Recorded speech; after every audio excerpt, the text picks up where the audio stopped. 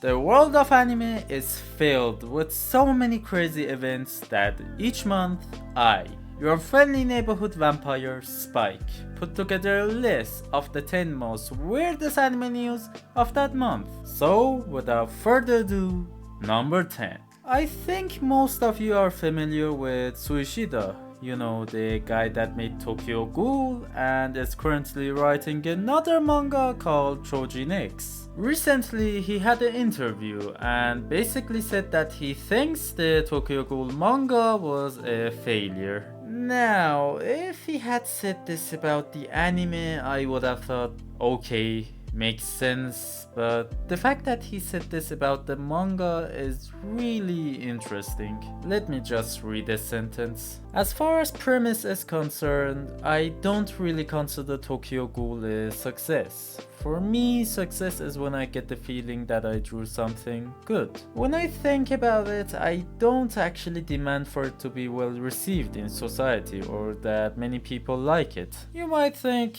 oh, he's just saying it for publicity. Listen, I don't think that he really needs it. He also said that when I'm drawing manga, regardless of whether it's about Tokyo Ghoul or Chojin X, I'm facing the same God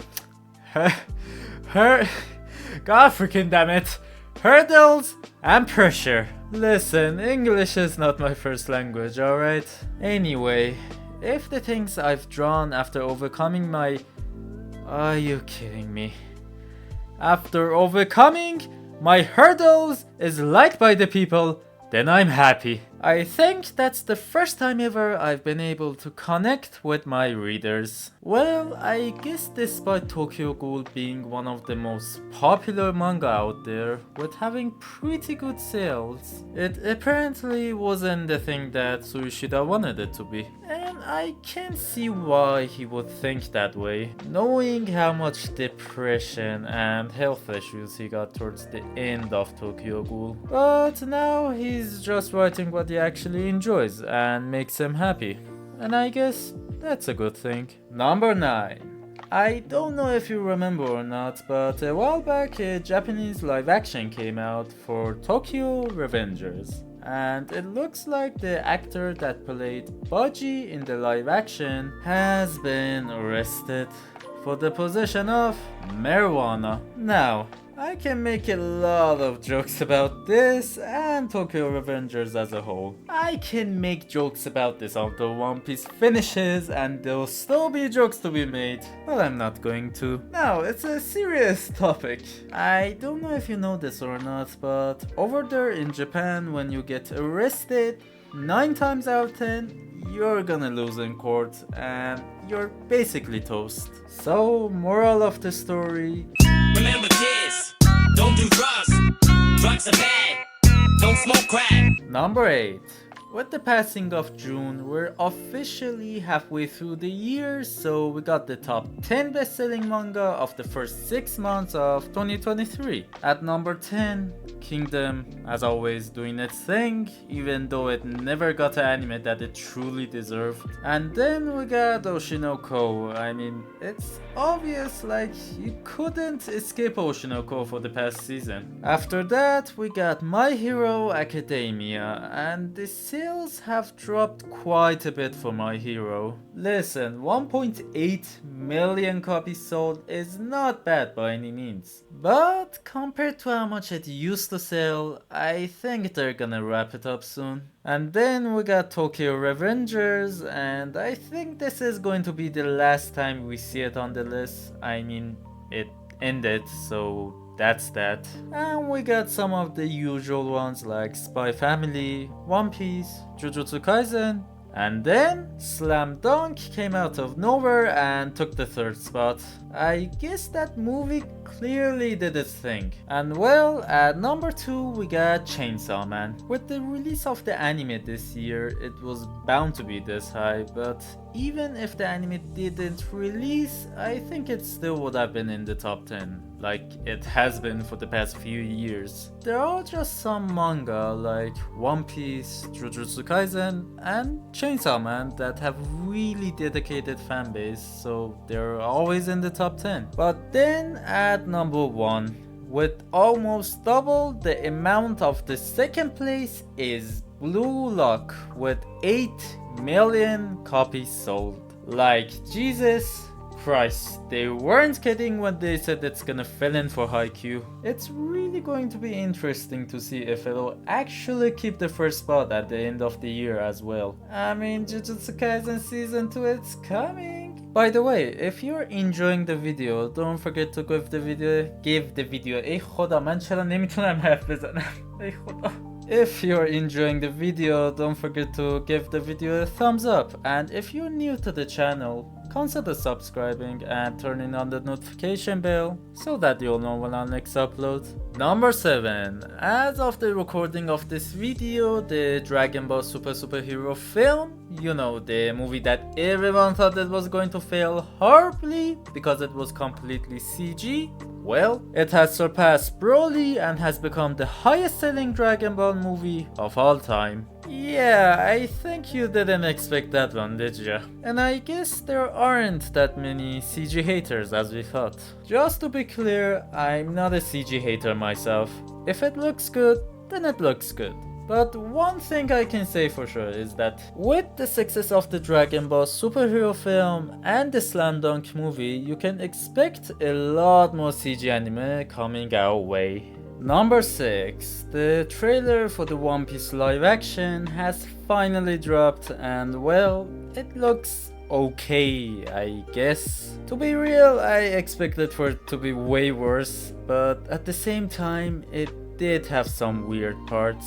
Well, production aside, even if you look at some of the general tropes of the crew members, like Sanji's eyes turning into hearts whenever he sees a woman, or Zoro's lack of sense of direction, or Luffy's extreme appetite. Yeah, they might dial back on some of those things, but then again, that won't be One Piece. And even if they did go one-to-one with the anime, I don't want to say this, but some of the things that they do will just be cringe in real life. I don't think that I even need to explain about this, that one of the major things that makes One Piece is its sense of comedy. Yeah, I like to see Kaido and Luffy going head to head, but at the same time, I also like to see Luffy and everyone else just goofing around and having a fun time. I'm not saying that it's the live action staff or the actors' fault. It's as clear as day that they have put their absolute hearts into making this. But just some things don't work in real life, and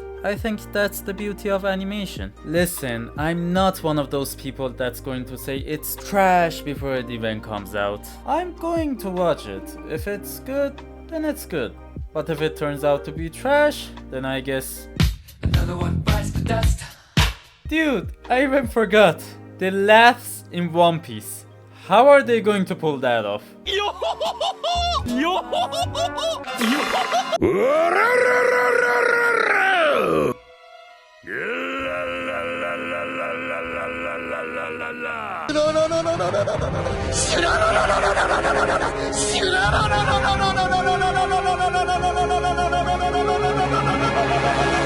Number 5.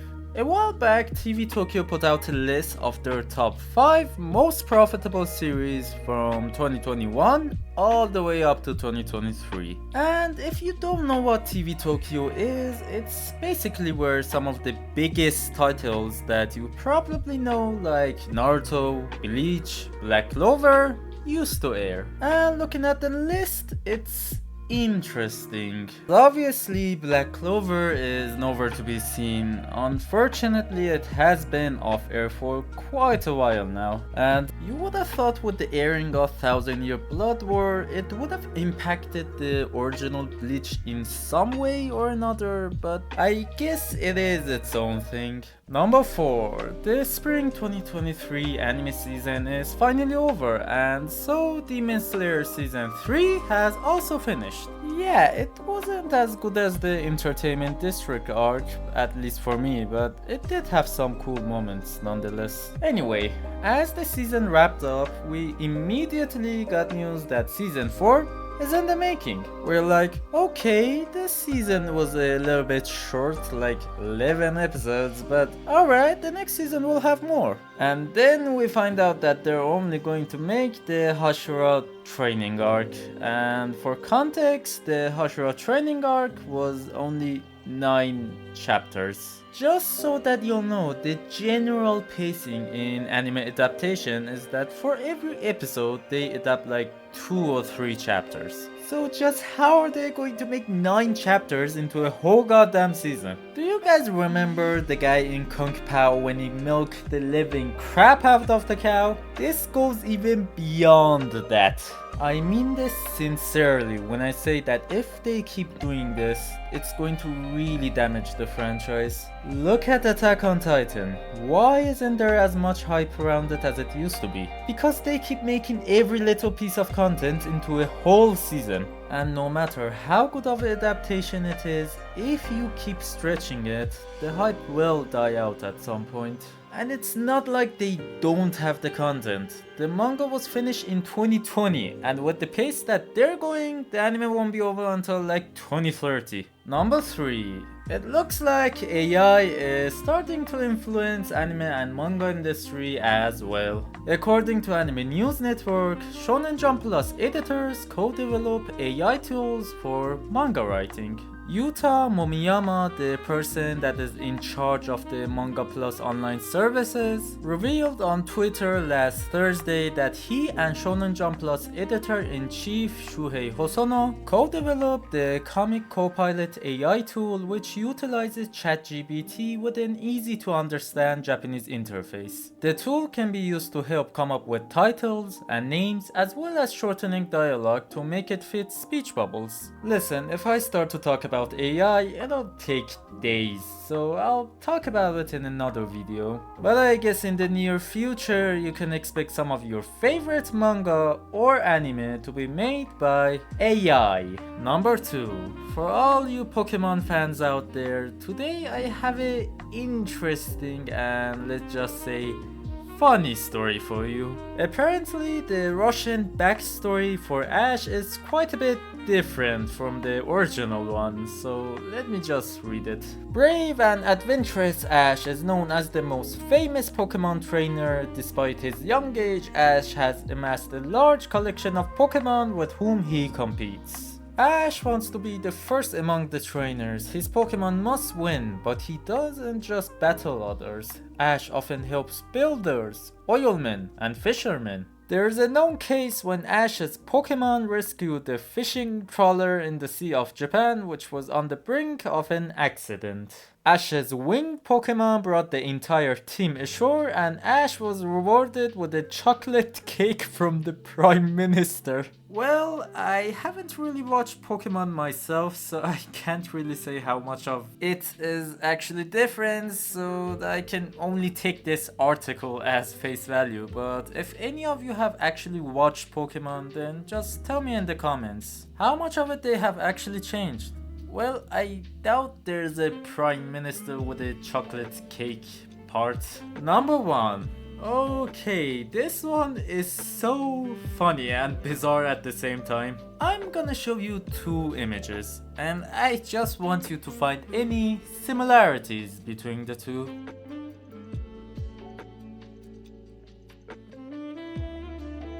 Yeah, apparently this Bollywood movie has ripped off the famous One Piece film Red poster. Dude, even the claw marks. Like, in One Piece we know that the claw marks on Shanks' face are extremely important part of the story, but what does claw marks has to do anything with what they're doing?